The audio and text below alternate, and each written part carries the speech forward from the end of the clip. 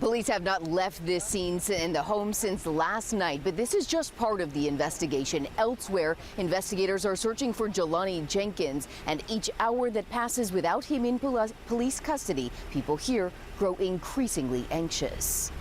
A fresh vase of flowers sits just a few feet from the perimeter of crime scene tape. A poster board is newly filled with messages of sympathy for 21-year-old Janiya Jenkins and 10-year-old Eyani Jones. She's a really sweet little girl. Like, she doesn't do anything bad. She's very playful.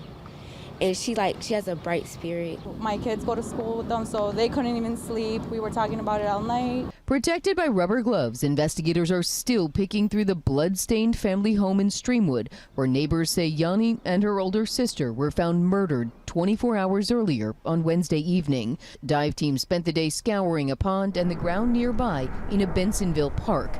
That's where investigators say they discovered Jalonie Jenkins' car on Wednesday night after police believe he stabbed the sisters to death. Friends say the sisters were his own. It was very hard to explain, like, into details how and what occurred. This neighbor, who asked us not to show her face, can't forget the detail. I get a knock at my door. I lift up my window. I see a kid at my door. I know. So I said, "Who are you looking for?" The 7-year-old boy, she said, had just discovered his older sisters stabbed to death and covered in blood inside their home. The neighbor says she called the children's mother and explained. I didn't see no movement. I didn't hear no nothing or whatever. They was just laying there in blood and stuff. Now investigators are looking for Jalonie Jenkins, and neighbors are living around a crime scene that's rattled children and families who knew the young victims.